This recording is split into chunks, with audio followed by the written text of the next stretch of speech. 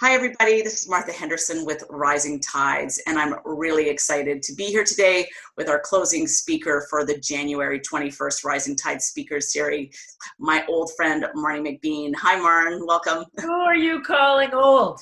Long time. Long time. Long time friend. Long time. Well, yeah, we are longtime friends. So thanks so much. And I'm really excited for you to hear your story, because I think the last time I heard you speak was a long time ago. And, you know, your journey has come so far from... Martha, give it some context. You've known me since I was just rowing at university. Before I won my medals, you managed my career when I was winning my medals, and I was just being like a dumb kid with a very busy schedule, and you managed it all. You've known me for a very long time. Well, thank you for tooting my horn, because this was supposed to be about you. So I thought it was, we were in university together. We were residents first year in 1987 at good old Westminster College. Exactly. And then we ended up working together, but it became full circle because you ended up working for the Canadian Olympic Committee when I was competing. So I think one of my favorite memories of the Olympics was us at the closing ceremonies running around on the floor of the bird's nest after being friends for the better part of 20 years. So that was like a favorite memory of mine. Well, I think Martha, was it the 92 Olympics where we were marching in for the opening ceremony and you were there because your dad was an IOC member, and like you were like, there's 85,000 people in the stadium. And I'm like, oh, look, there's my friend Martha. Like, I remember waving at you. Yeah, that was funny because that was actually on TV. Yeah. So I think that was, it was one of them. It was like maybe Sydney. I don't know. It was one of them. And you walked by and stopped the whole Olympic team in front of me, and everybody started waving. Why not? If you can, why not? So that's great. Wave at the Queen. Yeah. Wave at the Queen, or me, whichever one. But so on Tuesday night, your website is really great.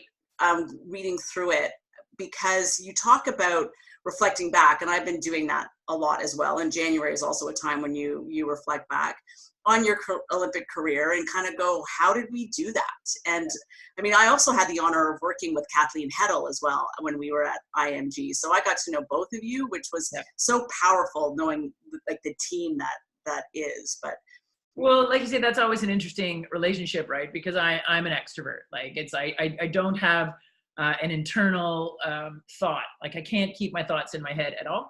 And Kathleen doesn't have an external one. So even the author, Susan Cain, who wrote Quiet, she called me up once and interviewed me about being an extrovert working with an introvert, and how did I think about it from my perspective. I don't know if she ever wrote Quiet too, but if it did, I think I maybe made the cutting room floor. But yeah, I learned a lot from that relationship, you know, and you know, the partnerships, high performance teams, they're not about 50-50. They're not about meeting in the middle. You know, certainly I had to learn that it was my role to give Kathleen 100% of what I had to give. And if I was smart, I would accept 100% of what she had to give. And that wasn't going to meet in the middle. It wasn't like Kathleen was going to get 50% louder and I was going to get 50% quieter. That was not how we were going to be a high performance team. So there's things like that, and things that I talk about and things that I write about that I apply now to my life and to my mentoring. I'm going to be going to Tokyo as the assistant chef. It's going to be my 10th Olympic Games. I've been a mentor. It'll be the 6th games that I've been a mentor to all sports, summer and winter, the individual sports, the team sports. And just trying to figure out, one of the things I'm starting to post again on my website is the notes and letters that I'm sending out to the team. So sometimes they won't make any sense to, you know, people aren't training for the Olympics, but often they will, I think, when people are ambitious and they have goals and they're looking forward. So. Yeah, which is great. And, you know, what I always found was that mentoring was a big part of what I experienced in my journey.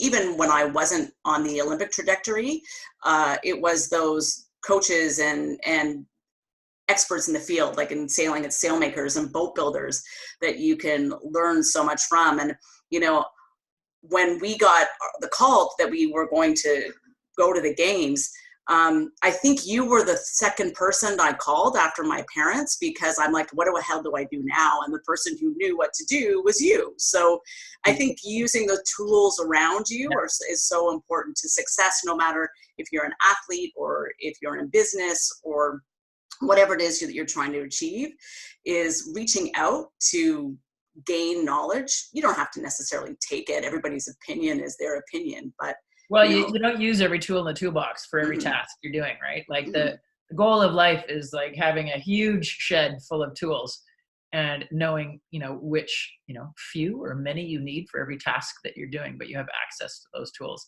And I think that's how I feel about mentoring. It's mentoring's not about sharing successes, although that's, kind of fun and flashy, but mentoring is more often about sharing the shared fears and doubts, like, the acceptance of confidence. Like, it's okay to believe that you can be the champion of the world. Like, that doesn't make you an asshole. I will swear, by the way, when I'm speaking. So that's okay. We all do. We're sailors, or I'm a sailor, so we swear. Yeah. So, it's realizing that, fear and doubt is part of a champion's path. And that when people get to it, right? Like, so, you got put on a path to the Olympics, and all of a sudden you're like, oh shit. And, I probably said, well, that's totally normal. Like, your oh shit moments, they're going to be normal. Your fears and doubts, they're going to be normal. Your ups and downs, and certainly your downs, are going to be like normal, because it's the only way we climb up, right? Like, exactly. And I think the best piece of advice you gave to me was that you had to learn how to win. So winning wasn't just something that all of a sudden landed in your lap. You had to learn how to do it. And but it can. That's the funny thing too. Flukes can.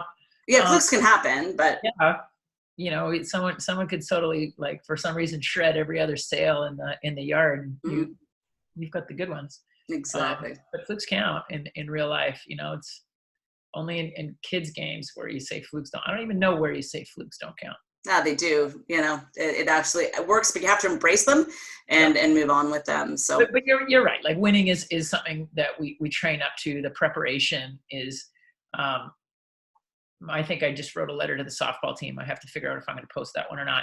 But it's about that the it's the promise. It's the New Year's one. I wrote a note about a promise. And the promise is that you train so hard that come competition day, you don't have to pray for extra. Exactly. Praying great. Like, if you choose to pray and that's a big part of your life, fine. But if you want to be a career champion, you're not getting to all of your big competition days and, asking for like divine intervention. Your prayer is more gratitude. Great. Well, I'm going to wrap it up here because there's so many great nuggets that we could talk about, and you're going to share a lot of your story on Tuesday. And then nail this in. And then we'll just put this onto the screen, and that can be the talk. That'll be fine. Sit in the back of the cash bar and have a glass of wine. So there are still tickets available. I'm going to put a link to the website on how you get tickets. Please, share it with your friends.